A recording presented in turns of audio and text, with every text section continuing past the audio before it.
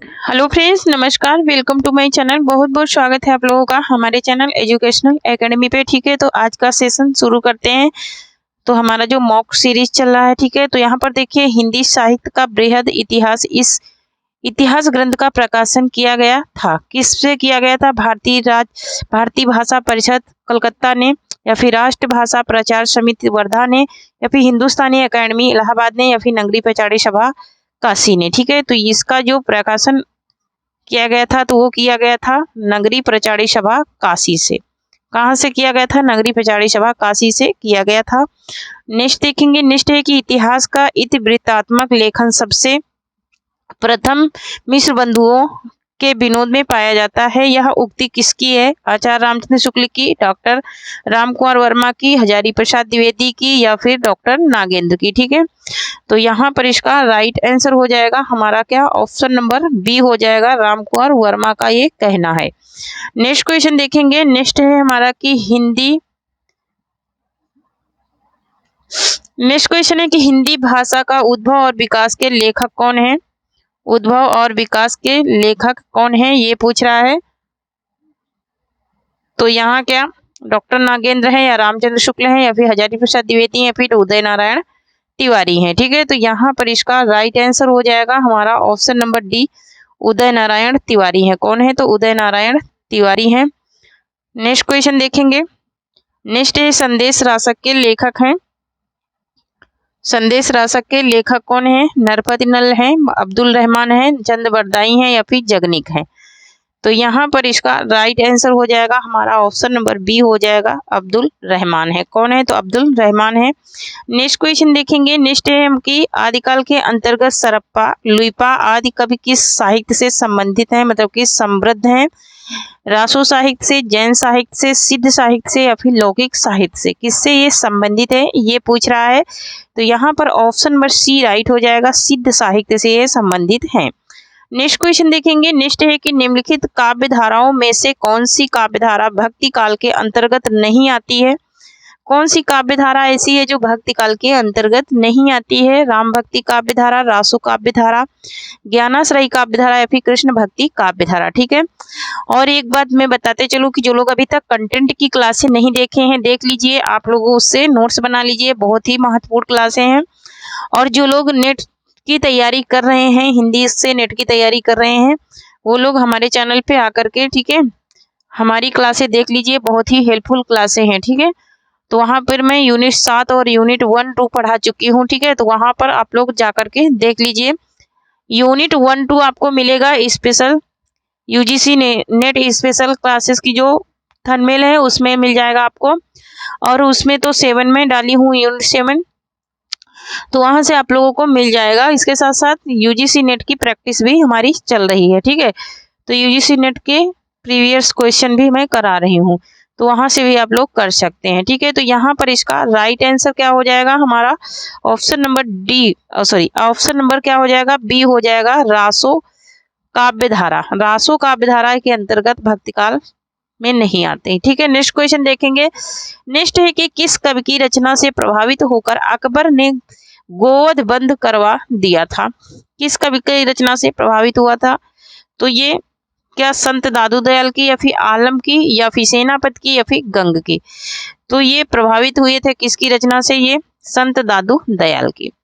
संत दादू दयाल की रचना से ये प्रभावित होकर गोवध करवाना बंद कर दिए थे। नेक्स्ट हमारा है यहाँ पर, नेक्स्ट क्वेश्चन है कि कबीर ने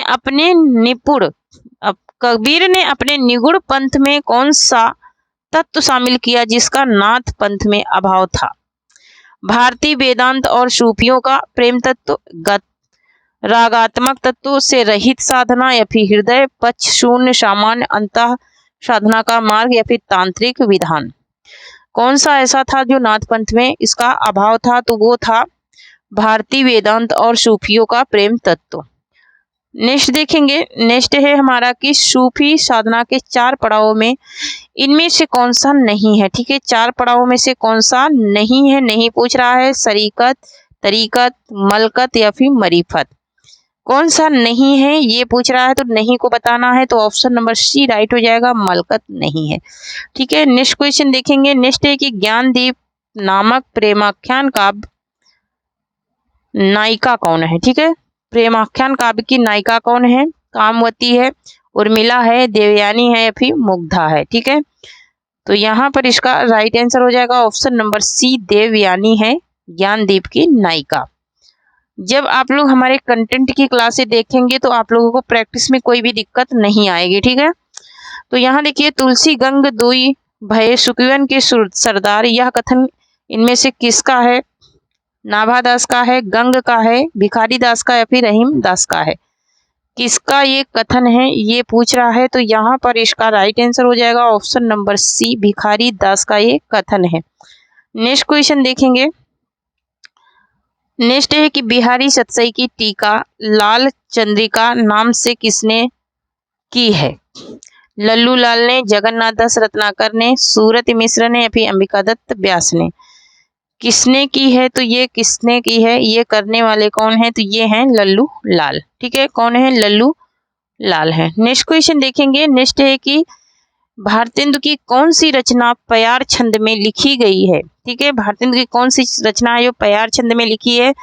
बंदर की सभा, वर्षा विनोद, प्रेम सरोवर या फिर प्रातः समारण?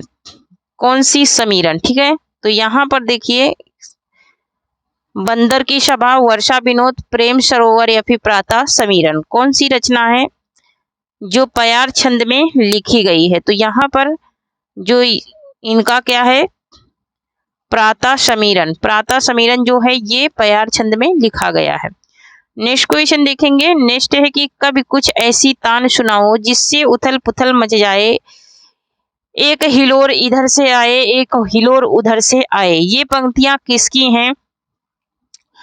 महादेवी वर्मा की, हरिवंश राय बच्चन की, जयशंकर प्रसाद की या फिर बालकृष्ण शर्मा नवीन की? किसकी ये पंक्तियां हैं ये पूछ रहा है, तो ऑप्शन नंबर डी राइट हो जाएगा, बालकृष्ण शर्मा नवीन की ये पंक्तियां हैं। नेक्स्ट क्वेश्चन देखेंगे। नेक्स्ट है कि उच्चवास किसका काव्य संग्रह है? उच्चवास किसका काव्य संग्रह है? जयशंकर प्रसाद का, हरिओद का, सूर्यकांत त्रिपाठी निराला का, सुमित्रानंदन पंथ का? किसका है ये? तो ये है काव्य संग्रह किसका है? उच्चवास, ये है सुमित्रानंदन पंथ का है। किसका है? तो सुमित्रानंदन पंथ का है। नेक्स्ट क्वेश्चन देखेंगे। नेक्स्ट है कि कामायनी में कौन सा सर्ग नहीं है? कामायनी में जो सर्ग है वो कौन सा नहीं है, और टोटल सर्ग कितने हैं? ठीक है, टोटल इसमें सर्ग कितने हैं? तो टोटल सर्गों की संख्या है इसमें कितनी? 15 सर्गों की संख्या है। और पूछ रहा है कि कामायनी का कौन सा सर्ग नहीं है? लोभ, श्रद्धा, चिंता, आनंद। ठीक है, तो यहाँ पर ऑप्शन नंबर ए राइट हो जाएगा, लोभ, ये इसका वो नहीं है सर्ग। ठीक है, किसका? कामायनी का। नेक्स्ट क्वेश्चन देखेंगे। नेक्स्ट है कि सही कृति क्रम को पहचानिए। ठीक है, सही कृति क्रम को पहचानना है। पल्लो, गुंजन, युगांत, युगवाणी, पल्लो, युगांत, गुंजन, युगवाणी, गुंजन, पल्लो, युगांत, युगवाणी या फिर पल्लो, गुंजन, युगवाणी, युगांत। ठीक है, यहाँ पर क्रम को पहचानना है, सही क्रम को। ठीक है, तो यहाँ पर इसका सही क्रम जो है वो है पल्लो, गुंजन, युगांत, युगवाणी। यही इसका क्या है? सही क्रम है। ऑप्शन नंबर ए यहाँ पर राइट हो जाएगा। नेक्स्ट क्वेश्चन देखेंगे। नेक्स्ट है कि 7 गीत वर्ष किसका काव्य संग्रह है? 7 गीत वर्ष किसका काव्य संग्रह है? महादेवी वर्मा का, धर्मवीर भारती का, गिरिजा कुमार माथुर का या फिर जानकी वल्लभ शास्त्री का? ये किसका काव्य संग्रह है ये पूछ रहा है, तो यहाँ पर इसका राइट आंसर हो जाएगा ऑप्शन नंबर बी हो जाएगा, धर्मवीर भारती का है। नेक्स्ट क्वेश्चन देखेंगे। नेक्स्ट है कि सागर मुद्रा इनमें से किसकी कृति है? सागर मुद्रा जो है वो किसकी कृति है? शमशेर बहादुर सिंह की, सच्चिदानंद हीरानंद वात्स्यायन आज्ञे की या फिर कुंवर नारायण की या फिर हरि नारायण व्यास की? ये किसकी कृति है ये पूछ रहा है, तो यहाँ पर ऑप्शन नंबर बी राइट हो जाएगा, सच्चिदानंद हीरानंद वात्स्यायन आज्ञे की ये कृति है सागर मुद्रा। ठीक है, नेक्स्ट क्वेश्चन देखेंगे। नेक्स्ट है कि निम्न लिखित में से राष्ट्रीय सांस्कृतिक कविता के प्रतिनिधि कवियों में सम्मिलित नहीं है। प्रतिनिधि कवियों में सम्मिलित कौन नहीं है ये पूछ रहा है। मैथिली शरण गुप्त, माखनलाल चतुर्वेदी, विजय देवनारायण शाही या फिर बालकृष्ण शर्मा नवीन? कौन शामिल नहीं है? तो यहाँ पर इसका राइट आंसर हो जाएगा ऑप्शन नंबर सी, विजय देवनारायण शाही इसमें शामिल नहीं है। किसमें? सांस्कृतिक कविता के प्रतिनिधि कवियों में। ठीक है, नेक्स्ट क्वेश्चन देखेंगे। नेक्स्ट है हमारा कि सौंदर्य की व्याख्या। क्या पूछ रहा है? सौंदर्य की व्याख्या करते समय क्रोचे ने अभिव्यंजना के कितने स्तरों का उल्लेख किया है? 2 स्तर का, 3 स्तर का, 5 स्तर का या फिर 4 स्तर का। ठीक है, तो इन्होंने कितने का किया है? तो इन्होंने 4 स्तरों का उल्लेख किया है। नेक्स्ट क्वेश्चन देखेंगे। नेक्स्ट है कि हिंदी काव्य शास्त्र में बौद्धिक रस की स्थापना करने वाले विद्वान हैं। हिंदी काव्य शास्त्र में बौद्धिक रस की स्थापना करने वाले विद्वान कौन से हैं? माता प्रसाद गुप्त हैं, भागीरथ मिश्र हैं, भिखारी दास हैं या फिर गणपत चंद्र गुप्त हैं। तो यहाँ पर इसका राइट आंसर हो जाएगा हमारा ऑप्शन नंबर डी हो जाएगा, गणपत चंद्र गुप्त हैं।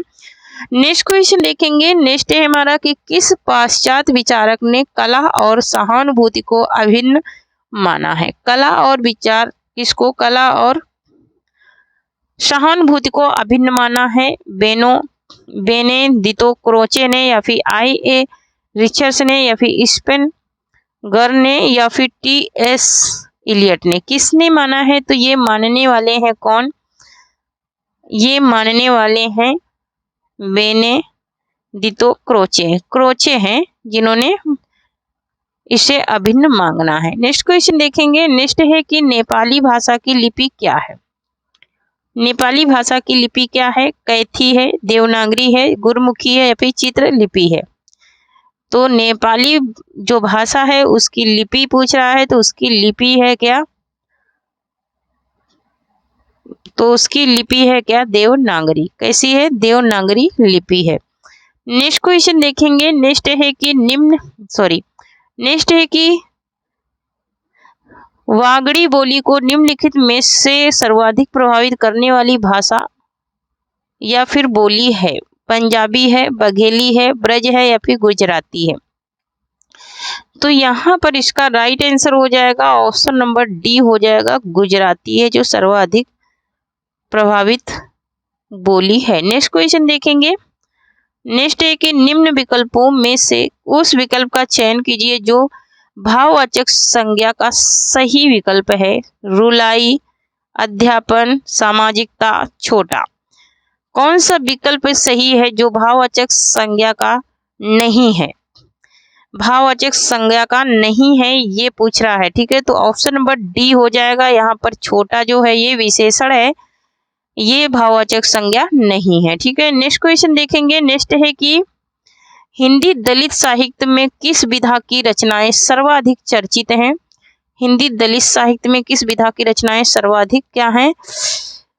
चर्चित हैं? आत्मकथा, जीवनी, संस्मरण या फिर डायरी? ठीक है, तो यहाँ पर इसका राइट आंसर हो जाएगा हमारा ऑप्शन नंबर ए हो जाएगा, आत्मकथा है जो सर्वाधिक क्या है? चर्चित है।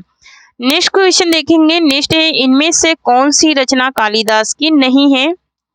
कौन सी रचना है जो कालिदास की नहीं है? अभिज्ञान शकुंतलम, मालविकान मित्रम, विक्रमो वैश्यम या फिर प्रतिमान नाटकम? तो यहाँ पर प्रतिमान नाटकम नहीं है ये इनका, बाकी ये तीनों हैं। ठीक है, नेक्स्ट क्वेश्चन देखेंगे।